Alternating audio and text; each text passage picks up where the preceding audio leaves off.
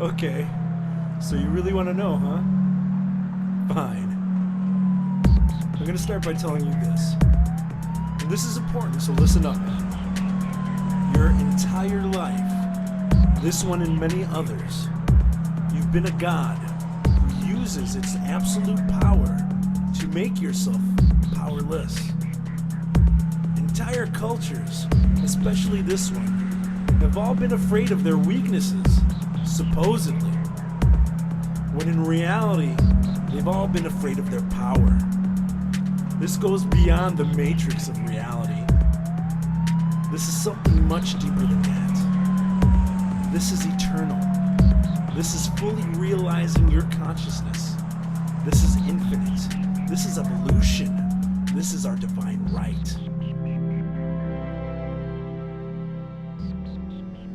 All right, everybody. Welcome to the show, podcast. That's what this is. And I'm really excited to have an amazing guest. I always plug Content Safe at the beginning of every one of these podcasts because they're amazing and they distribute these podcasts all over the deepest reaches of the internet. I don't trust anybody with my content more than Content Safe, except maybe the NSA, the CIA, one of those three-letter agencies. They're pretty good.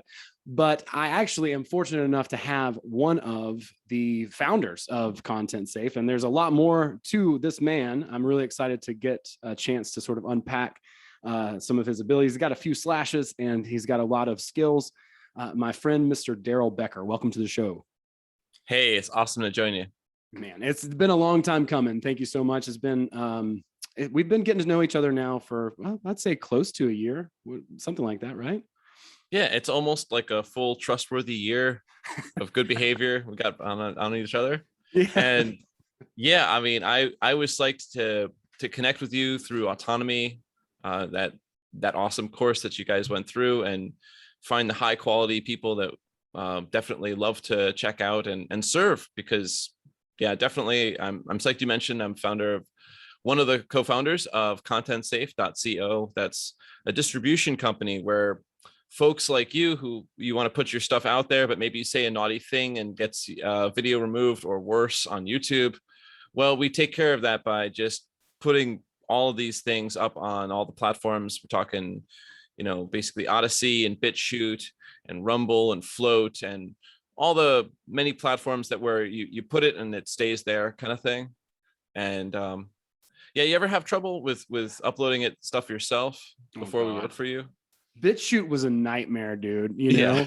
And, it's funny because we were talking before this and I was like, hey, let's talk about Content Safe. And then let's talk about, natural health, but not anything controversial. And then, so now we're talking before the show and you're like, but it's funny because I don't perceive any of this stuff as controversial, but I guess that it is. For me, for instance, free speech was the one thing growing up that it was just a hard line, and you could yell vaccine in an empty theater, or whatever it was, it was a hard line. We all knew that was sacred, that it was precious. And, so when I saw Content Safe as a service, I was immediately gravitated toward it because I thought it was such a great idea, because there has been a lot of censorship on YouTube and shadow banning and different things like that. And as I've started to reach out into the community, just with comedians alone, solely, I've found several people who have been censored off of Spotify as well as YouTube already. And they're comedians. Like, what is your job as a comedian but to lie? Like, creatively. Yeah, exactly. It's sophistry, it's fun, it's exaggeration, it's hyperbole. That's basically what comedy is. How do you censor comedy? Like, it's shocking to me that is even anywhere close to being considered. But you must have seen this one coming down the road where all of the many comedians were saying, I'm not doing college campuses anymore. Because they were that was where the heat was I want to say, I guess the skillet was being turned on over there a bunch. And I'm talking about during the Trump years, of course. And then, of course, you had that momentous occasion in 2018, the deplatforming of Alex Jones, and simultaneously about 1,000 other content creators, some of which had absolutely nothing that anyone who's watching this would consider controversial. Sure. They just were wrong place, wrong time kind of thing. And Yeah. But now things are definitely off the rails with that level of, I would say, tightened control of information. Absolutely. Yeah. Yeah. I feel like I saw it coming, that whole slippery slope. And then a lot of people, I think, laughed about it, but I think it's getting more and more real for people who were initially on that side. It's weird to see people root for the state and to root for authority to do things to people and force people to do that. It just doesn't make a lot of sense to me. Just like I remember being in school, and tattletales were not tolerated, like, I don't know, maybe I went to like a prison school or something, but it was different somehow than other people. But it's just, things have changed so much. And to think that what we're going to talk about today, which is basically helping people to be as healthy as they possibly can, physically, emotionally, spiritually, is somehow controversial. It just doesn't make a whole lot of logical sense. Maybe it makes more sense if you like looked at it from a higher level, Sure. like these things, they are cyclical. They keep happening. I mean, before the show, we were just touching on, hey, should we mention Pendulum, the book and theory that's coming from Drew Michael and Roy Williams? And it's that's one of many. There's also The Fourth Turning. There's many books that go and cover this one, Faith Popcorn and the Popcorn Report. There's many people who have tried to cover the cyclical nature of how this kind of event is not a unique experience. I remember from What's Her Face, the other awesome YouTuber over there, where she was mentioning, oh yeah, Google Soviet Union toilet paper shortage. Did you think you're having a unique experience? And every 80 years, this kind of crap happens on a cyclical nature, where 20 years before that event, they've got some pivotal kind of terrorist / war event to build up towards the real one that happens. So 80 years before this, that was World War II, and that was, there where you have actual complete division and censorship control of information. The division, especially with concentration camps on, in that case, on the American continent and then the European theater. And of course, pretty much a lot of places, actually, concentration camps were in vogue across the world at that time period. And right before World War II, you had World War I to sort of be the terrorist warfare, kick it off kind of thing event. So for us here now, because we're, youngins comparatively, then we had 9/11 to kick off the terrorist warfare kind of, let's just, maybe there's too much freedom here. Maybe, loose lips sink ships for real in this case. Maybe you can't really see that video of whatever, what was that guy, Bradley, who was showing, Bradley people Cooper? Or no, I'm sorry, Bradley Manning. Bradley Manning, yes, back in the day, where he was basically showing people getting killed via drone, or via basically like remote being killed just for being in the wrong place, wrong time kind of thing. And yeah, that being like a cause to, let's just say, completely censor him, shut him up, and put him in jail, of course. And that this pattern keeps going and going. So from the health perspective, to know about this pattern is to be able to respond to it effectively. And so, yeah, I mean, it's cool that I've got an awesome company that I can work for, Content Safe, and help grow and build and get messages out there. For fun of it, I like to say, for my own upliftment and fun, I have a holistic healthcare clinic. I'm a licensed acupuncturist. I get to deliver healthcare treatments, something in the realm of maybe 10 to 14 hours a week, which is that's why I call it like a kind of like a paid hobby. I make good money, but there's a ceiling, because like I have human limits. Like, how many hours do I want to be actually tending to people one after another coming in with their problems, and me to be like, like that with it, right, like that. And for me, that's about somewhere between 10 and 14 hours a week, which has a ceiling and an amount of money for sure. Yeah, but that's good that you manage your, sort of emotional output that way too. I think, the idea of like, what are you willing to do and what is too much? And that was definitely the part that I wanted to get to, is introducing you as a health practitioner, which is definitely what I really want to start to tap into today with you. Like I said, you got some slashes, you know, we're here, we learn marketing, we're in a mastermind together. And so as far as you and I, we've talked a little bit about comedy, you know, we talked about this, we talked about that, but in the most part, you know, we've talked about content and content safe and those types of things. So I'm really excited to sort of delve into this because I think people can get a lot out of this. Especially right now. And I guess this is controversial. Take care of your body, eat healthy, you know, like here comes the band hammer. But I want to get into a couple of different theories and ways to sort of look at health, because I know there's not one size fits all sort of thing. Science is based on theories. It's not based on fact. We as an audience, we understand this idea, and that we're constantly testing and retesting hypotheses as we move. And that's what science is, I believe, supposed to be. It's not some like definite, this is the way it is, and we're going to smash any other form of dissent down with a raging fist from the sky. That tends to be what I think some people have started to go toward. But I want to keep the conversation open.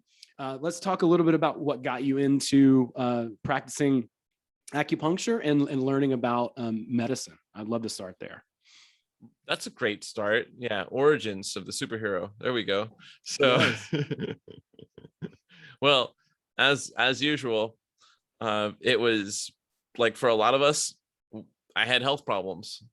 I was one of those where when my cat Chico died and I was 10, it was not too long after that where all of a sudden I noticed that every time I went over any house that had cats or dogs, I was experiencing this, you know, the standard kind of severe allergies. We're talking runny nose and like sneezing and the itchiness, you know, like that kind of thing.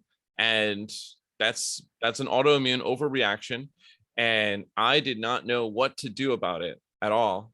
And certainly I know my parents, they were utterly clueless on what to do about it too.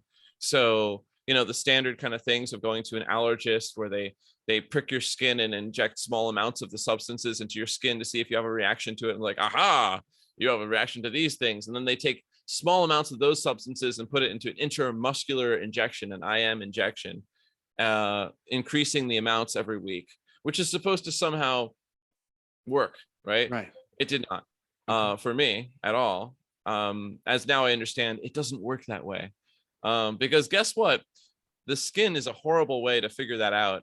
If you put foreign bodies into the skin, it's going to react, you know, No matter what. And if it doesn't react, you have a problem, you know, because that means that other things are going to go into your skin that you won't react from. And that's going to cause even bigger problems. So basically for the next 10 years, I just struggled with health problems where it just kept growing. Like those allergies just kept continuing into my 20s until I found a healthcare provider who was effective. I found this awesome chiropractor who understood ways of using the body to show what to do and when and how much. And that's what people call muscle testing. But in that business, actually, it has more specific industry terms because they're actually methods that correlate with results.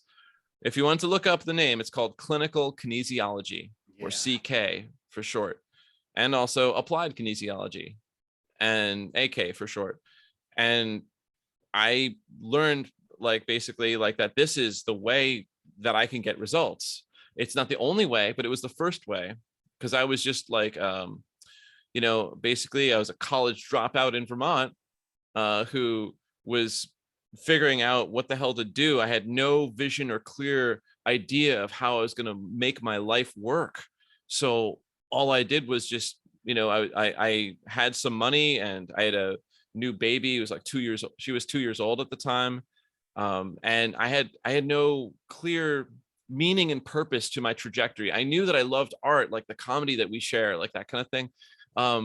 Like I was filling books with all kinds of crazy bug outs and anecdotes that, you know, might work as bits in the future and all that. But I had no real conception of how to make that one flow and work. And it was really aesthetically not really my high strength, really, you know, as I found like I've got other places where I'm stronger. But I came in one time with a bad fever, and I was sick, and my daughter's mother was sick too. She was like, our daughter was totally fine, you know. She was 2 years old, and she was like, whatever, and she was just ready to crawl all over us while we're just like, I feel like death, you know. And I was like, all right, I'm going to Rick Warman, the chiropractor who helped me out, and I'm gonna get fixed up. I have no appointment. So I showed up there and I waited for hours because he was doing that kind of fit them all into 2 days kind of thing. Whereas I'm like, spread them out across 5 days kind of thing nowadays, you know. And so I would have to wait there for hours. And finally he showed up, and he'd already been teaching me how to use the various muscle testings and things on my girlfriend and our daughter, and how to treat a little bit of, you know, figuring things out, how to use homeopathy, how to do things that won't hurt me or mess up either of us up, or like that kind of thing. And he just basically said, do you have any plans or any long-term goals of your life? And there I was with a fever, and I had to shake my head. I was like, no, actually, no, I was 26 years old. Remember, you know, like I don't know. I'm kind of like just spending money right now. You know? And I'm sick. Are you going to ask me this question right now and put me on the spot while I have a fever? You know, yeah. I don't have a life path. Well, so then he was like, well, why don't you consider, how about this one? Why don't you work for me as my assistant?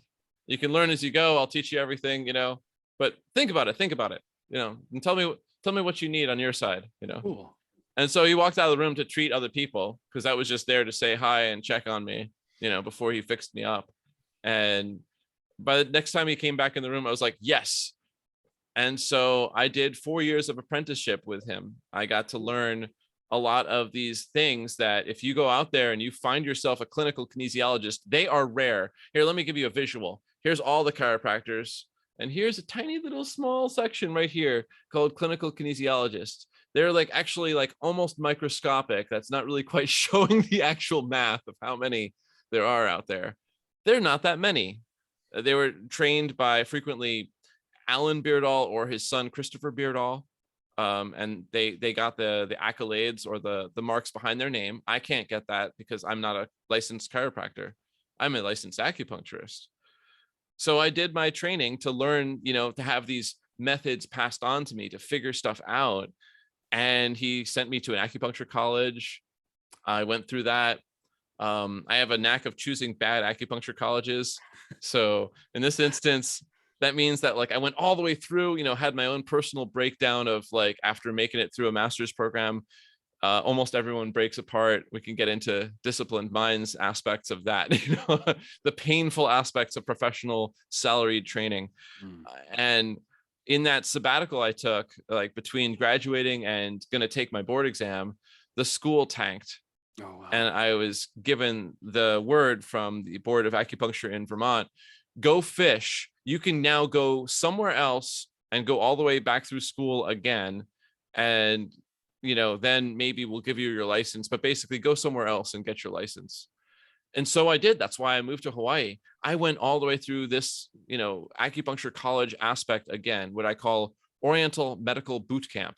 Wow. You know, and I did. I had some tricks to make it faster, but the end result was, yeah, I did get to my license over here.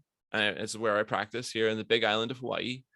And I learned to really love it here because it's kind of perpetual summertime, and make a lot of good friends and connections. And it's been an interesting vantage point to watch the world events of the last, let's say 13 years, because I've now been here 13 years. Wow. And it's been an interesting trip. And I thought I had some skills when I arrived, but the practice of medicine, like the practice of comedy or many other things that are ephemeral and there's no clear delineating line, it's not just about the money and success, but in this instance, it's about specific results with actual real clients, you know, in the same ways, like for comedy, specific results with a real actual audience, you know, like that. And that is a trip and a trick. So I just feel like I'm just starting to get good, but like that part where 23 years into practice, Wow. I now know that I'm really just really starting out and beginning, though I can be effective for many. And yeah, I know that this topic of medicine, like, yeah, I was like bringing that up in the pre-show. I was like, this is controversial because what I'm going to touch on and how things can be repaired and fixed is kind of like touching on today. Hey, instead of just not saying certain things, like I've had one of my clients actually say is like, what you're posting on Facebook is dangerous. People could make the wrong decisions medically. It's like, yeah, I'm trusting that people will decide for themselves and actually have functioning, firing brain cells and neurons like that. I'm trusting that people will do research. And that's asking a lot, I know. Yeah, because you also teach critical thinking as well. So that's another thing, the trivium, and I guess a lot of people, I know I wasn't really armed with some of those tools, and it took me a while to kind of like do my own research and do those types of things. I hope that people certainly will too. And I think it's really important to keep the conversation open and give people access to information, as much information as they can, as they need to make an informed choice. That seems only fair to me. And it seems like there's really, there's not a whole lot of different perspectives being brought to the forefront. And I think as far as science goes, as far as learning goes, and I'm sure you're being humble too about, learning, but it's amazing to hear you talk about, practicing something for 20 years and still learning about it. I feel the same way about everything that I've taken on. It's not just a science, it's an art as well. But just thinking about some different ways that people could approach their health. I know there's a couple of different theories and things that sort of go against what we've been taught as a society or what the mainstream sort of angle is. So I would definitely want to talk about that and just how people can prepare themselves and their bodies to be as healthy as possible. So to me, while this may be controversial as far as the definition goes, to me, this is one of the more important conversations that we can have.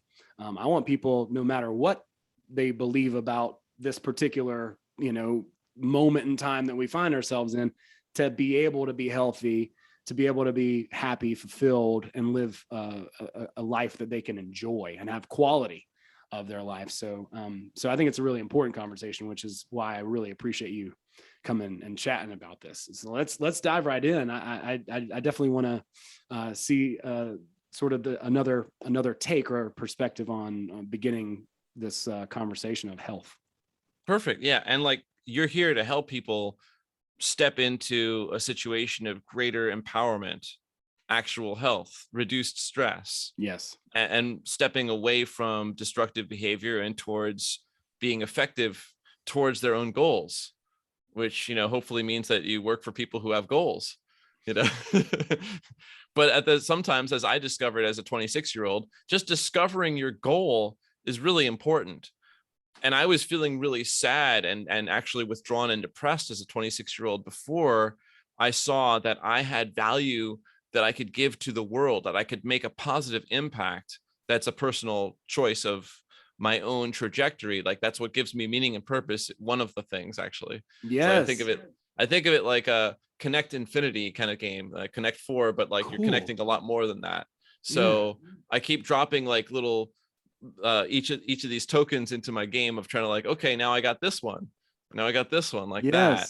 I love it. And so I realize, with Get Coached and other projects you work on, you're there to give that to people. Well, so one of the things I'm going to touch on first before I like do some screen share is belief. Okay. Awesome. So this one is important. If you think you can go ahead and look up the Dunning-Kruger effect, for example. If you think you know some fact or concept because you were told it many, many times throughout your formative years, and it's even worse if you're a professional like me, if you were taught it during, I would say, trainings that you paid for or are continuing to pay off, basically like that, then in that case, you're very invested in believing them like a religious follower. like of that. So what I'm going to ask for everyone who's watching and listening is just to consider agnosticism. What if you were totally fooled? Like, I want to say it straight up, I was totally fooled with a variety of pieces of information, medically speaking. And of course, I'm ready to change my mind on that again. I realized that it'd be better to be agnostic, that I do not know. I am uncertain and I can embrace that uncertainty. I don't need to be certain. What I need to have is confidence that I'm taking the best possible action. And that's what I do right before taking action. But after taking action, I can question everything, including all the info that I'm going to deliver here in the show today. And by the way, this is not going to be like a full-on Darrell lecture. I'm only going to deliver some info in the show today. But some of that is, is going to hit on that topic called controversial, meaning, oh, that's not the official story. That's not what I was taught when I was like a little turd sitting in a government indoctrination factory. Sure. Yes, when you were a turd sitting in a government indoctrination factory, you were indeed taking in things that are called propaganda. Absolutely. Of all kinds. And I remember many kinds like that. I'm going to try to screen share at least one image like on that one. Cool. Yeah, like that. I'm going to start with this one. Okay. So, like I had to study a lot of allopathic medicine in the two medical institutions that I trained in, and certainly I would say even my teacher Rick was following along with a lot of this kind of thing. Allopathic medicine considers various symptoms, the ones that are blamed on the magical Chinese cootie going on. I can say that Yeah. Those symptoms come from invaders from the outside, specifically bacteria and viruses. Mm-hmm. Okay.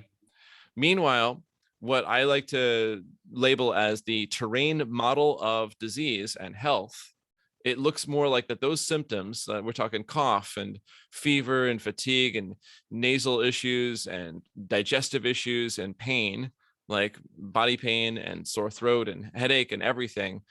All of those issues are basically the body attempting to try to remove toxins right there. This is just an attempt to try to remove the toxins.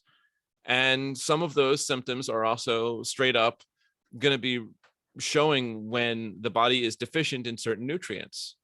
So those are the two things that I generally am treating. Is like, it's a 1-2 punch, basically. Like I focus on where is the toxin issue and what can I do about reducing the toxin issue, and where is the deficiency issue and what can I do to boost up the deficiencies, like that. And as I've learned, basically, like when I get more and more disconnected from needing to firmly believe, like a religious zealot, that I am the freaking best and I've got the best answer, and instead to be like, I have the best answer in this next hour that I've got to work right now. Right. This is my best answer for right now. And as soon as it's done, I am very much questioning the results of that, because correlation is not causation. This is real science going on of like the real attitude. Like I'm sure you go over the mental diet of people, but the real things coming into people, how they really respond, how they think that they're going to feel after I am working my treatments for them, how they think that they're going to feel after they take medicines that they found on their own or they got from someone else or from me, is going to be a huge impact on what happens. And that's it also means that it's the same part about when folks hang out around sick people and they just think, oh man, I'm going to get sick. Oh no. Yeah. And lo and behold, they get sick. Yeah.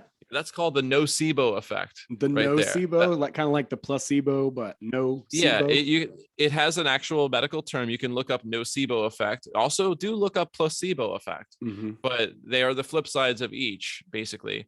That's a slide I didn't prepare, but basically, it's like the fear and tension around what you think is going to happen will certainly manifest it in the same way as what's the kind of stuff that you manifest, Owen? Yeah, I manifest all kinds of stuff, you know what I mean? I'm in the business, so I have quite the repertoire. But no, I mean, truly, like that makes sense. We already know, or at least I feel like most people know that, like, stress and those are some of the biggest killers, stress and fear and, worry and those types of things are just incredibly unhealthy. Not to mention your belief about a certain thing. It at least influences the outcome at minimum. So, I love where you're at. We're saying, hey, suspend disbelief in anything for a second. Let's just talk about a few things that could be possible. That seems very scientific to me.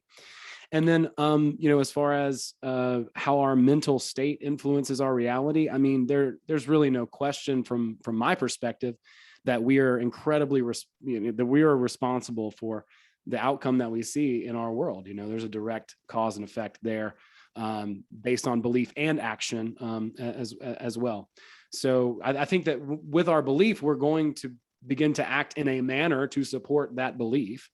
And then ultimately, we are just driving ourselves. That is really what manifestation is. People think it's this magic thing where I just say a few words and then it shows up, but it's really, you have to have the attitude, you have to have the thoughts, that's like the fertilizer in the soil. And then you have to take action, and you have to, move in that direction. And we're doing it subconsciously all the time and not even realizing that we're manifesting. It just sounds like such a magic word, but that's exactly the process that we're going through on a day-to-day basis. It is unfortunate that you can't just copy paste someone else's vision board onto your profile, and then that's going to just manifest that way. Totally. But it's worth a try. Yeah. So yeah, here's one. Like, I mean, because I know some of y'all are actually handling stress. I've heard that there are stressful situations going on in the world right now. I live here on the island of Hawaii as an attempt to try to just move myself a little further away from some of the stressful situations where, like, at least at the end of the day, I can always be like, well, I am going to a beach. Right. I am going to go I'm going to go take a swim in the ocean, but there are, of course, many types of stress that are going to come in. I deal with all of these ones. I deal with various structural stresses called mechanical, like the things that are, people are hurt and injured, and especially chronically. Okay. I deal with trying to find where are the chemicals that are coming into a person that are causing big problems. That's kind of an issue right there. There are electromagnetic stresses. I haven't acquired one of the many sophisticated EM readers, but I have colleagues who use those kind of things. There are people where I can at least kinesiologically, that's muscle testing, measure impact of electronic devices on people, just to see, hey, maybe just don't freaking wear your phone, like that. Right. Or at least put it in one or more Faraday bags. They sure. make little bags for those kind of things. Mm-hmm, mm-hmm. Then, of course, there's the mental diet of people, who are, I would say, like, I don't know, eating up a bunch of what looks to me like and sounds like raw sewage. I'm talking like mainstream media news, Absolutely. Yeah. It is like, I need to have that stuff mediated through the lens of people like Tim Pool, and then further ripped apart by other people on Grand Theft World sure. in small amounts in order to, like, it has to go through like several layers before it's like filtered and I can handle it. And even then I have to be careful. How much do I take in? Sure. Since right now I just decided, nope. I'm switching to a fiction book, Yeah. Yeah. And in this case, empowering, something like that. And the emotional realm, just the realm of how actually safe and, I would say, especially, what's that called? Fulfilled a person really feels. These things are really important. So yeah, like, and it's not possible to obviously have perfect balance, but there can be an assessment of that image that I just had on the screen where you could say, well, how am I really doing on this kind of stuff? And yeah. If you really think you're doing great, that's the best part. And if you realize that in some area or arena you're struggling, well, there's two paths I can think of that are effective. You either become a professional who understands how to find and, like, I would say, massage the nuances of all that stuff to make it function better. And that's the path that I went on. It's a freaking long path. Sure. You can actually know how to find and hire a professional or what I like to call a team of professionals who work for you to try to get to the result that you want, like that. In fact, that's what you do, right? Yeah. And I'm real big on the networking and community aspect of that, because like part of the thing about Get Coached is that we all need help. As cheesy as it may sound, not one person can do it by themselves. So, I get coached, you get coached. My friend Abby gets coached. Lindsay gets coached. They coach me. We coach each other. We encourage each other, and we share information and skills. Like I have a lot of friends who can do like, theta healing and Reiki and, work on trauma from childhood and stuff. Those could be some of those stresses that are sort of in the background that could be emotional, sort of, an emotional like hang up or what have you, that could be contributing to overall someone's health and making it making it worse. So, there's a lot of different angles. It's really interesting to see that, because there's so many different potential things that could contribute to our overall well-being, I guess, is kind of what I get from that. Yeah. And, I don't want to dissuade people, of course, from actually trying to do things to help themselves. Like definitely study, definitely try things, especially if you're the scientist in charge of yourself. So if you're getting awesome results and you healed yourself of whatever, whether talking physically, emotionally, financially, then you have the recipe. Please go ahead and share that with other people.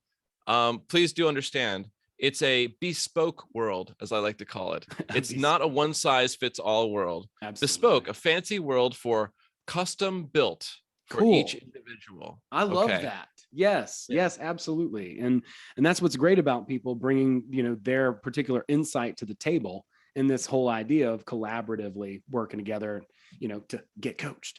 But yeah, I mean, that's really what it's all about. And I think that seems to me to be like a great place to approach someone's health. Right. And so from that point, I would love to talk about, because I think there's got to be some validity to things going into our body, right? If I eat something unhealthy, I probably won't feel great. Okay. So even if whatever's going on out here is going out here, I know for sure that, if I eat a bunch of, toxic sludge, then that's probably not going to make me feel all that great. And so I'm sure that there is some truth, quite a bit, to what we put in our body and how we feel as a result of that. So as far as like getting, let's say, toxins out of our body or things that are in our body that shouldn't be there, really, that don't seem very natural, what would you say about that as far as like, just kind of an overarching thing? What are some ways to kind of limit the toxins that we're taking in and maybe get rid of some? Well, first of all, if you had the simple ability just to really understand like what's optimal as far as food for you and your body, it's very specific at the very least. Rather, like, it's like stepping away from that thought that where you think, I know what the proper diet is, I know what the proper thing is. Well, that's firm belief. That's like firmness. And I'm asking for flexibility. In fact, I'm also asking for 3 other qualities. I'm asking for curiosity. What if you don't know? Let's just say, let's just drop you all the way down to level 0. You're at jack shit knowledge of anything of what's actually appropriate for your body to eat and drink and possibly mentally consume, and the 5 people that you spend the most time with. Let's just say you don't know any of those. So start with there and then build on that, where you get to do experiments. And if you're not getting good results with your experiments, where you've changed small at first and then larger aspects of what you take into you, then maybe it's time to find a professional, like that. If you are getting great results, then you don't need a professional. And that's awesome, because personally speaking, I've got better things to do with my time than working for your poor health and bad decisions. And it seems like the way the world works right now, I'll never run out of people to work for. Well, I guess that's my marketing funnel. That's a decent problem to have, I guess. I will not run out of people to work for. Yeah, they mess them up. This is my funnel. This is like all of what's called allopathic medicine and trusting doctors. They mess a lot of people up. And of those people, a few of those people funnel in to say, oh my God, I just can't bear, I can't take another surgery or drug. Oh my God, who can I go to? And then a referral, go to Darrell. And then that's like a little, and then those are the ones that actually work with me, like a tiny little sliver like that. Well, I want to cut this off at the pass, and go ahead and, instead of having to go through all that pain that it seems like it takes to trickle down, how can we start with, like, yeah, sure, talk to your doctor about things, your physician and those types of things, but how can we also, come at health from the other side as well? Maybe, just from the do-it-yourself side, I can come from that side. And then if you're truly completely messed up, then I'm sorry, but you're probably going to want the professional side. Okay? Yes. Yes. So from the DIY perspective, yeah, you can just basically go for really simple foods. One of the simplest diets ever is every day you get one fruit in the morning or for the first food, and as much of it as you want. And then you get one vegetable, and then you get one meat. And that's later on, and you don't get to mix fruits with either vegetable or meat, and that's it. And then you can go ahead and eat that food and take your pulse and see if, there's certainly, I've got like, devices like that, take blood pressure and pulse at the same time. And if after eating stuff, it goes massively up, you probably have an autoimmune overreaction to whatever the food was. And you just have a rotation diet like that, where you're going through a new fruit and a new vegetable and a new meat every single day. This is way too radical for most people. They need all these other ingredients in there, like that.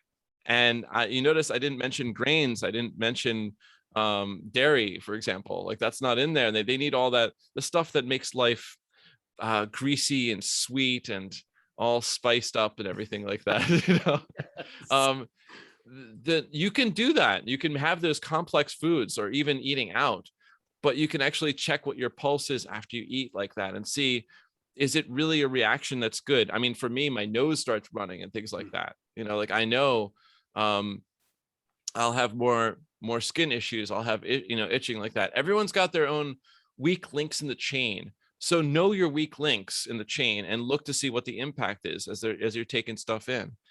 And when you're wanting to actually reduce the toxins down, well, that's the problem with one size fits all medical supplement recommendations. Okay. Gotcha. Like that, like I said before, it's an individual custom built world. It's bespoke. It's not one size fits all, and I have several supplements that I could pimp out right now and pull them over and say, yeah, just go ahead and take charcoal, modified citrus pectin, take some of this sodium alginate, and go for a nice set of, I would say, fairly expensive intravenous chelation therapy with EDTA from your local naturopath or MD physician, like that. You can do all of that, what I just mentioned.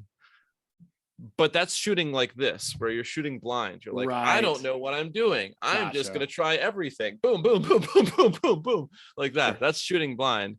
And, I hope that you hit it.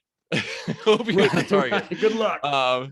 This is why, especially when you get to the pricing of, intravenous chelation therapy with EDTA and glutathione and vitamin C, etc. And we're talking big bucks here. Like that's a lot of money. We're talking thousands of dollars, for sessions. So, I mean, like you usually buy a package of sessions for like more than $1,000. Okay. It could be anywhere from 2 to 5. And that's a lot of money to be just guessing. So if you're going to be out there trying things, try to maybe focus on, like, if you're getting results from small things that are affordable and changeable, even just how you start your day. There's a really hilarious video I'm going to send to you after the show, but it's like basically just talking about anxiety. Like, should I wake up and should I drink water and stretch? I think I'll drink 3 cups of coffee and go on social media instead. Oh, stay there. I'll stay there to dinner time and I'll smoke some weed and then go back and complain online. Like that. It's a beautiful song.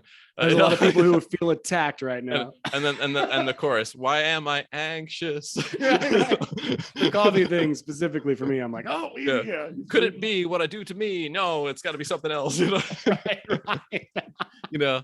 So Totally. it's your diet is everything. It's what you're taking in like that.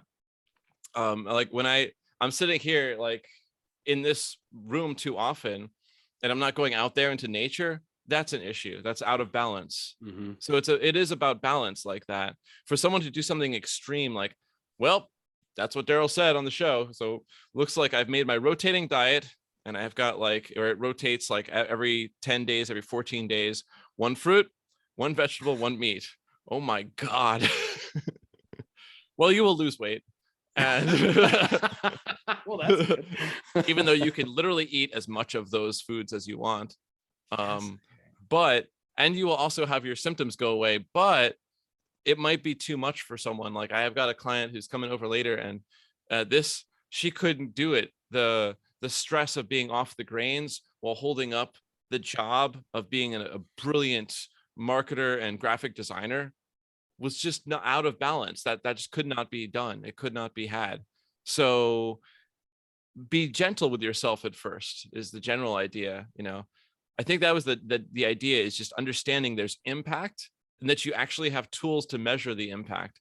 Pulse and changes of pulse and your medical symptoms are just a couple of them.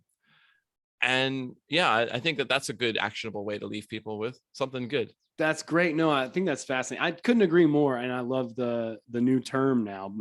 My coaching program is also bespoke, because literally there's not a single, we're all completely different expressions, like everybody has a different fingerprint. And when I work with somebody, I really, as I'm sure I know you do, like I want to be able to help that particular person because they're going to have different challenges and different goals.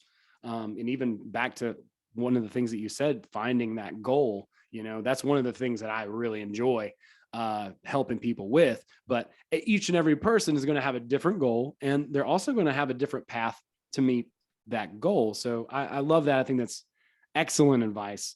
And so, yeah, so thank you for that and the little nugget, because it's something that's easy to forget. Like in our society, it's the magic pill. It's like, oh, well, this one thing. And then you think, if I get that one thing, then everything else is it's going to solve every problem. But it's like in music, you approach a mix. It's like, oh, well, if I get this plug in and just slam down on the master fader, then all the track's going to sound good. No, it's the little teeny tiny things that you do, hundreds and literally thousands of things that you do within that, piece of art or whatever, that ultimately makes the difference. It's not one thing. There's not one big thing. There's a bunch of little things. So I think that's a really good point. So yeah, good one on there. There's many ways to approach things, but definitely monopoly thinking is to beware of that. It's the same part where I'm saying, are you firm in some belief about something? Because that's probably, it would be like in martial arts, that'd be called a locked joint, where your joint is already locked. And it's basically saying, please go ahead and hurt me here, break this arm, because now it's extended all the way, break, bust this right here. Wherever you're firm, that's where you're kind of vulnerable like that. Monopoly thinking, like there's only one way out of a specific situation. Like, and then there's plurality thinking, where actually there are a lot of different ways. There's a lot of different solutions like that. And then it comes down to, are you the one to figure out what the path is? Or are you going to hire someone like that? Certainly those are the options I know of. Oh yeah, there's like that Rush song, if you choose not to decide, you still have made a choice. That's right. Yeah. I just chose to do nothing. Well, you still made that choice. That's right. That's exactly so right. Yeah, consider that. Are you thinking firmly? Are you thinking in monopoly terms, where there's only one answer that's like that? And then another question, of course, that probably disqualifies most people that you work with is, are you following along with what's really popular? If every single government and every single major corporation and large industry and the celebrities that they hire are all promoting it, could that be a good idea? Or maybe is it suspicious? Kind of like what was written in Pravda back in, Iron Curtain Soviet Union days. Sure. And even if it's like just being pushed toward it, here's the thing about it. Like, even if it was, let's say, sincerely just being thrown out there, once an idea becomes a sort of mainstream, it loses all the nuance to it. Once we enter into that magic pill thinking, instead of, a variety, plurality thinking, like you're talking about, that's great. Then really things just lose their nuance. They become generalized and overblown, and you can't really see the point that was being the whole reason for whatever that idea was to begin with. Because it might have started out like an interesting idea, an interesting take, and then it becomes overblown, out of proportion, generalized, and it no more has really much of a function or use. It's become this like stupid thing that everybody just accepts, right? And so yeah, that does sort of disqualify, because we have to think for ourselves and find our own way anyway. So within that, there's no one size fits all. You're talking about pendulum in that book, in the book of reality transurfing, which I love this idea of pendulum. The pendulum rule is do as I do. And so anything that has this a mass of energy that's moving like that has momentum as an idea in reality, and people lock into it, whatever that is, could be politically, it could be a sports team, it doesn't matter. But whenever we like lock into that, now we're basically giving over to it. We become an adherent, he says. So now we do as I do. And that's like a lot of the marketing stuff where they're like, hey, that'll be $7,500. Here's your Google Doc, and it's like, oh, cool. So I'm just going to follow what you say to do on this marketing sheet, and then everything will be good. Yep. Go get them, Tiger. Right. And it's like, no, it doesn't work that way. Every single person has, a unique expression. And while the general principles may work, there's still nuance, and we lose that so often. It's so easy to lose those little finite sort of points that really made the idea, relevant in the first place. That's perfect. And it goes along with what I got from Richard Grove, the autonomy creator, was consider, are you thinking in terms of either or? Are you thinking in terms of and also? Yes. Like that. So either or thinking is that type of black white, where it's either can I say, like, either you perfectly do things yourself or you hire a professional. And those are actually the choices that I gave right before, right? It could sound like either or thinking, and you could try something else, like, right. And you could also experience failure. It will teach you things. I've certainly learned a lot from failing a lot, failing financially, or failing in relationships, or failing to really create the type of lifestyle that I want, like that. There's a lot of learning to be had in that. And, also there's learning to be had by just identifying who's got what you want, like that, who's got the health, who's got the finances, who's got the situation, who's got the marketing, who is that's got that, and then go ahead and see if you can replicate some components of that. There can be a lot of reverse engineering going on. I think it's an exciting time like that, with all this rapid pieces of information spreading around, and you don't have to invent the wheel. Just like I was saying, you don't have to spend years in Oriental medical boot camp like I did, or other nasty ass professional trainings. I'm sorry, they just are so self-destructive. To go through them is an incredible feat, like going through prison, basically. Right. It's not too dissimilar. Relationships break up and health goes down the tubes many times when people go through the trainings like that. That's 20th century thinking. Nowadays, the same pertinent pieces of information and methodology, which can be then practiced and turned into skills, are all for free being taught online by people like me. So I try to, the first thing I usually try to give to people is critical thinking. And then I say straight up, ooh, Owen, are you a critical thinker? No. I like to think I am, but I'm not immune to propaganda, just like everybody else. Yeah. But before you knew about methods of critical thinking, because I know you've looked into some of them, you might have said that too then, right? But then if I asked you, what's your method? And you didn't know that, you might be struggling like that. So if you don't have a method for critical thinking, how could you call yourself a critical thinker if you can't lay out the actual steps in line and then demonstrate how you've used those steps to get predictable and desirable results?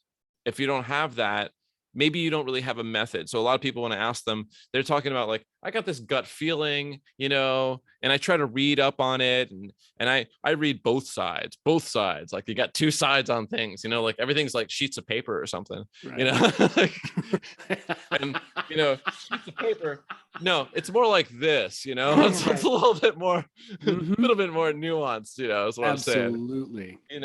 It's a lot more like that. I was holding up a Rubik's Cube basically, but it's a lot more like nuanced than that one. And so, yeah, consider where you're coming from like that. Like there are methods of critical thinking. This is not a teaching show, so I'm not diving into that one. I'm just trying to whet your appetite to say, hire me, but say, consider that, at least learn the skills of critical thinking. And that's on the mind side. That's using the mind. And then on the other side, the other part that I teach is the balancing of the emotions.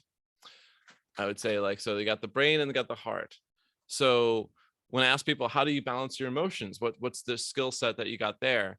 And a lot of people, they don't really have really great methods besides, I would say, I don't know, how about dissociating with Netflix for the next 6 hours? Does that count? And, and actually it does. Yeah. It does count, but that method might not work all the time. In fact, it probably will cause other undesirable results. So I teach people what I call quadrant work, which is just adding to the work of Marshall Rosenberg with his OFNR, his observations, feelings, needs, requests. That's half of it. And then the 4 Ds of disconnected communication, that are, of course, the demands received or given, then unrequested diagnoses of yourself or others, and deserve-oriented language, deserve-oriented thinking, and denial of responsibility. And those are components that I help teach people, like to say, oh my God, like what's the application for that? Well, if you understand where you're at with your quadrants, what you think, what you feel, what motivates those thoughts and feelings, like the motives, like for me, achievement and ease and efficiency and harmony and all that. And then keeping in mind that final thing of the actions that you take, how's that working for you? Combined with other parts, those are methods. So if you have like what I laid out there, or what I teased with you guys out there, is if you have a method, then you have a chance to do things. Like if I have a method to build a house, I'm probably going to effectively build a house. But if I'm winging it, I got an intuition. I'm not using critical thinking house building. I'm just winging it. Well, I don't know about how well the house is going to work. Right. Or for that matter, in healthcare, how's your treatment your diagnosis and your treatment going to actually end up with results if you don't have methods, right? So yeah, like for the folks there who are getting coached and stepping into programs like that, it's a really good question. What is my critical thinking method? And is it good, or could I use like an upgrade basically? And what's my emotional balancing method? Mm-hmm. Is it good, or could I use an upgrade based on, let's say, reality, like sure, yelling or sadness or like the anxiety? Those are signs like tapping, that. Those are, we teach a lot of stuff, for critical thinking. We talk about the trivium, of course. You're more well-versed in it than I am, but I give an overview and have another teacher come and talk about it. But the emotional part, I think is equally important. We want to have both of those things in unison, and I love the overlap there. I mean, that's what everybody wants. That's how it should be. I don't know, at one point it's, again, two sides of a piece of paper. It's either mind or feelings. It's one or the other. It's like, no, like it can be both. That's okay. You ever get that, like, oh, you're two in your head. Oh, and you're two in your head. You're not in your heart enough. You ever hear that one? Not usually. That's the opposite for me. Oh, right on. But yeah. Yeah. So for someone like me, of course, I get that one all the time, and because yeah, I survived graduate programs. What the hell do you think? You know, like I survived intact and well, barely. And then, you know, I made it through and, you know, come to success of various versions because there's some balance of head and heart. And I think when people, if someone's out there telling you you're too in your head, maybe what's going on is you might inefficiently be in your head, you know, like that, like the engine is revving, but the tires are not spinning, you know, like that. And it's just like, but it's not going anywhere. There are open loops like you get in some teachings where like keep thinking about the same thing and the same thing, but it's not coming to a resolution point of action and where you're no longer thinking about it now because you've taken all the action.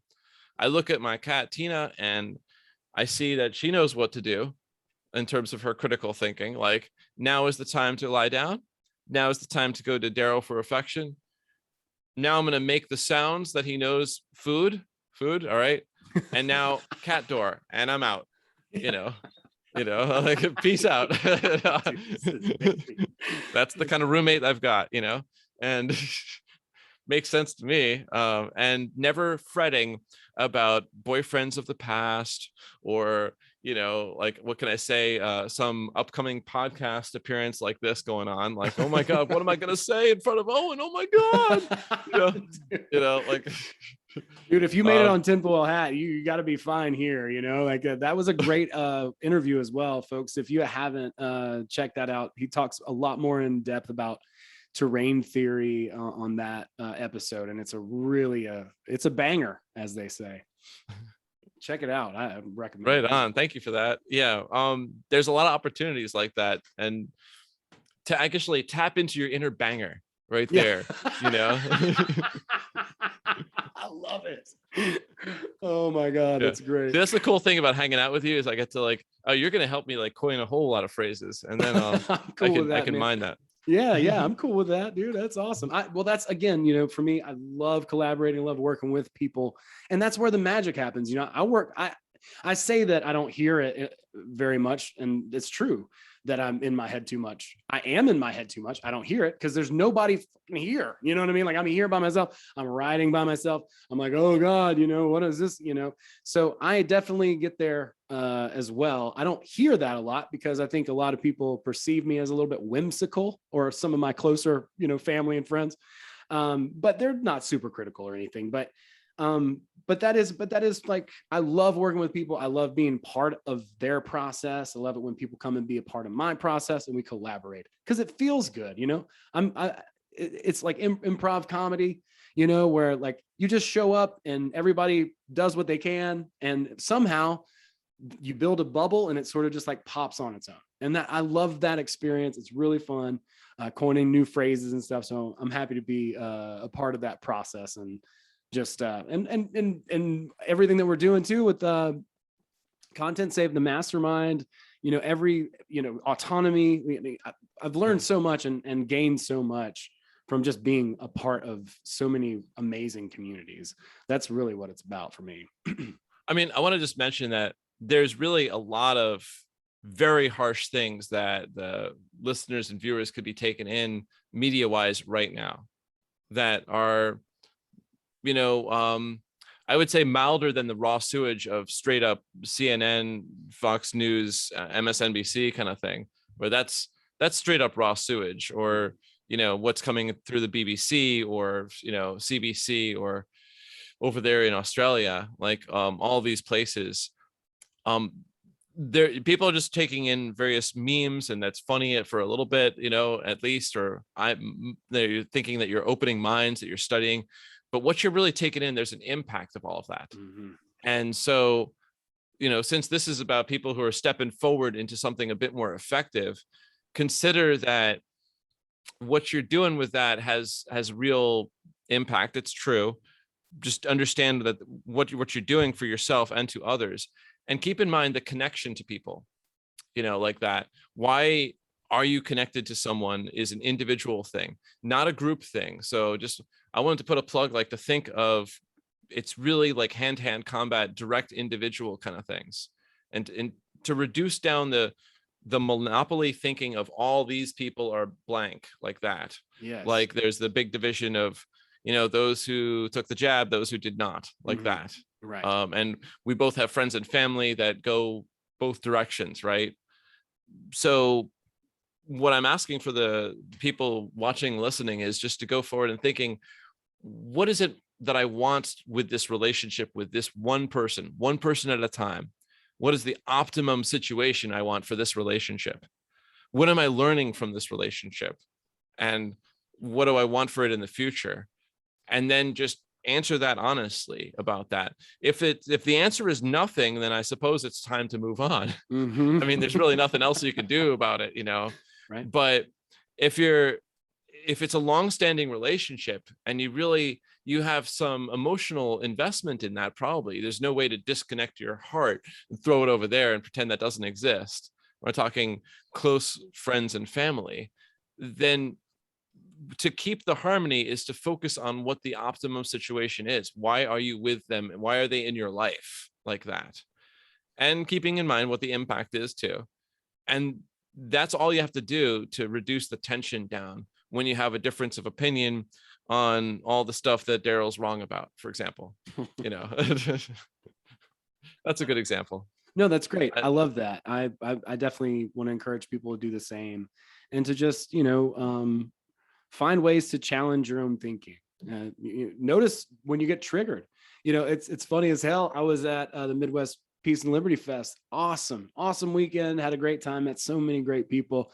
And then one night we were just chatting it up by the fire or whatever. And I started talking about a flat earth documentary that I watched.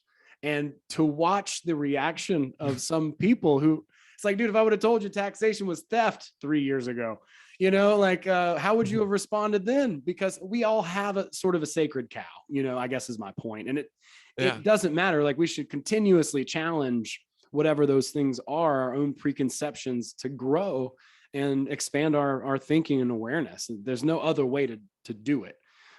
So thanks for doing what you do and inspiring that, and working directly with people to be able to facilitate them to get to a healthier place with so many different points of, attention and awareness. That is a lot. That is a lot for sure. So yeah, it's good to keep in mind, like, what are the turds that you could suddenly drop in the punch bowl, like a la mentioning flat earth or the jab, or right. even something as seemingly innocuous as the terrain model of health and disease. Sure. Like that, which once you understand what that actually means, you'd be like, well, actually that does have an impact, what you eat and what the substances you take in. I don't know how anybody could argue the opposite of that one, man. I mean, I'm sure people are doing it, but that seems very, very, if we could take Occam's razor, which is another great tool, it doesn't always work, surely, but Occam's razor is like, what is the simplest explanation for this? Basically, it would make sense, because I know that Ebenezer Scrooge blamed a piece of cheese for the ghost that he was visiting him on Christmas Eve, but like, I know that I've had reactions to food. I've had food poisoning, etc. Right. So I don't know how anybody could take issue with that, but again, whatever. Yeah. Well, people might be like really primed to want to take issue with certain subjects, right? That's their certain bugaboo, whether it's, the controversial abortion, for example, or who's allowed to hold certain weapons or that kind of thing. That's, in some crowds. Sure. And in that place, like the Midwest Peace and Liberty Fest, there's going to be like that kind of thing. The same training is going to be there to be firm and certain on your conclusions. Right. So yeah, without being too preachy and teachy about it, I'll just give four little tools that I like to sort of, internally, I sort of measure them. How am I doing on my curiosity? Like level, how's my curiosity? And like, meaning if I'm all firm on the conclusions, then my curiosity gets shut down. Wow. I don't really want to know about your documentary, Owen. That sounds stupid because it sounds like flat earth bullshit. So I'm moving on. And that's firm. And instead of curious is like, I don't know what was cool about it. You're a cool guy. I'm open-minded. And then how flexible can you entertain different ideas without either believing them or disbelieving them, but just we're entertaining them for considering purposes. Even if you squish them together, they would make sparks. But if you can compartmentalize them and just temporarily entertain them, you can flex with them. That's flexibility. That's cool. And then the third quality is called humility. That's where you can acknowledge, I've gotten it wrong before, as evidenced by these results and my bank account. I have gotten it wrong before, like that.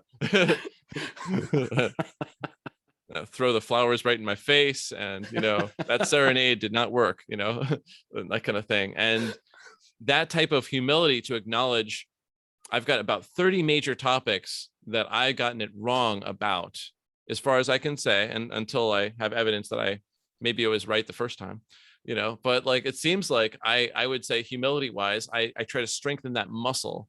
I don't want it to be like the appendix. I want it to be like the biceps, where like it's doing a lot of things for me. And I want it to do that. It's to show me that because I got it wrong in the past, I could be getting it wrong right now or soon. So I have humility. And, the opposite of that, of course, is that type of, again, it's like a firm conviction, and it's a cowardly avoidance of acknowledging error like that, which is going to fail, eventually. Sure. And the final thing that's required is courage. You feel the fear. Fear is there to help you. It's there to show you, the cliff's edge, like that kind of thing. But you move forward anyway because you have courage. Wow. You feel the fear to acknowledge this guy mentioned flat earth around the campfire, but you're going to say, you know what? I like to keep an open mind about stuff. So I entertain both, Pythagorean globe earth theories, flat earth theories, and hollow earth theories, like that, because I'm more of like the joy camp kind of thing, where I'm like, no, I'm going to go all over the place here. Yeah, that's like awesome. That. I love that. Yeah, I haven't looked into hollow earth as much, but what was funny about that particularly was that I was citing that documentary not because of the shape of the earth, but something else, but because I had cited it under that premise, and again, I get it. Like, I'm not trying to, throw shade on anybody by bringing this up, because we do all have our sacred cow. And that's something that I've worked really hard personally in uprooting, so that I'm like, oh God, so that I don't have that, like you said, that thing that's going to stop my curiosity. I want that to continue to flow in a healthy way to, obviously, we can have suspicions about things. I love Robert Anton Wilson's one of my favorite thinkers of all times. I think he said, I don't believe anything, but I have my suspicions. And that's kind of the way he operated. And I thought that was like one of the better ways to put it, I think. Yeah. Sometimes basically belief is like the death of intelligence right there. Because right there, that's where you're stopping learning, you're stopping actual movement forward. But say after you do the internal assessment, how curious, how flexible, how much humility, how much courage, you can then quietly take a guess at the assessment of whoever you're talking to. And this works, of course, not as a group, because groups don't have a collective anything. They don't have collective health, and they don't have a collective opinion on things. They have a lot of individual healths and opinions on things. So each individual that you're encountering, what's their apparent level of curiosity? You can query around these things, but that's actually useful for keeping harmony and understanding, again, your goals. What's their apparent level of flexibility around whatever it is? What seems to be their apparent level of humility, like around anything? Like, are you ever wrong about anything? Or do you build self-esteem on keeping the same conclusions, therefore never acknowledging how you got it wrong? Because you have gotten it right, because you've been in the majority, and that seemed to get you the pussy and the dollars. So therefore it works. So that, so you're I'm staying with, if it does not broke, don't fix it kind of thing. Yeah. And that's, that's an understandable. Or are they, having some humility where they got it wrong? They used to be a statist, for example. And then, courage. Some people are filled with anxiety. They're not quite ready to work with either of us, honestly. They just are running away from working with people like us. And that's fine. You can at least just meet them at that place of anxiety if you want to meet them for some reason, and just connect on that level, like the understanding, like that you can build a bridge towards them, but it's on them to drive across the bridge. And if you're going to build bridges, just like any engineering contracted feat, keep in mind the cost of the building of the bridge, because if the bridges are expensive, both metaphorically, like a bridge of empathy that I'm alluding to here, and actual structural bridges that get from my island over to, what can I say, Atlanta area where you are. Yeah. That'd be a long bridge. yeah, it would for sure. Well, I have one actually question, because you talked a lot about muscle testing, and one of the models that I personally use, and I'll screen share it too, is David Hawkins' map of consciousness. I don't know if you're familiar with his work, but the first time I ever saw muscle testing was him on YouTube, and he was demonstrating it. And basically, he's talking about, and he has numbers here, basically where we find ourselves on this map of consciousness. And really, for people who are really ready to do that work, they're going to want to be getting up here into the green of, really courage, like courage into learning who they are, and having a good understanding of being willing basically to change, to be wrong, to challenge their own perspectives, and to grow. Whereas a lot of the people, like you said, are I can't, what the word you used was basically that they are avoidant in a way, and that's something I've personally dealt with a lot. But that's going to be down here. You're going to. It's a habit. If you've been in a habit to stay down there at that lower level of, I would say, like these open loops of thought that emphasize the beliefs that, like, I regret these things. I have these limitations, and that's true. It's just reality. Reality proves it, like that kind of thing. Yes. Reality is very malleable, and that it's a wonderful thing to learn that, like to learn about the power of manifesting what you want. And that's been a really fun gift that was shown to me through, I would say, decades of painful failure. Sure. Like that. That was a very, very interesting gift, like that, to understand that, like, well, even with this, I still get opportunities thrown at me, and I still am seeing, I missed it, like that, like it was thrown at me and I missed it, or I got it, like that. Yeah. That's great. To give a helping hand up is always an option, like that. So when I work with folks to try to, like, train the critical thinking skills, so that your thinking is now efficient and you're not stuck with open loops, but you move through them rapidly, so you don't have like the repeat stories that are there to try to keep the same firm, inflexible beliefs going on. And so that the emotions are, there's a skill set, like what I was I deliver these as ideas and methods and actions, and then you have to turn them into skills and habits. Then you can actually balance your emotional terrain, and then you actually get to move forward. But without that, there might be no willingness to move forward. Those are the people we don't work for, generally speaking, right? Like that. In reality, for my clinic, of course, I work for basically all kinds of interesting people. They just have to pass my vetting. But, like for the distance work, I'm just going to plug that one here. I work for people on the mainland US and across other countries too, because I will help find people like me. I will help people build a healthcare team. I can identify how to look them up in your area or within a certain miles of your zip code or whatever, and the questions to interview them and the answers to look for. And, for certainly extra money, I go ahead and I will actually interview them for you. But that's not really the main deal. Is that you need to ask them yourself, because it's not just the questions, it's also the vibe of who you want to work for. And of course, I send them a nice thick report going over all of these components, like including potentially some lifestyle, diet, and even natural supplement ideas that could be really helpful, like that. Keeping the do no harm principle in mind, but at the same time moving forward. That's a service like that. Either you are doing that service for yourself right now. You are either assessing whether you want a professional and you need one for whatever the problem is, or you don't, and what you're taking in, how that works for you, or maybe you're not basically seeing how that does for you. So that's kind of, it goes along with what your work that you're doing, I think. That's awesome. No, it definitely does. No, I love it. I think it's great. And I'll make sure to put for sure, all your links in the show notes as well. Please tell people where they can find some of your content, as well as how they can get in touch with you if they want a consultation. Perfect. Yeah.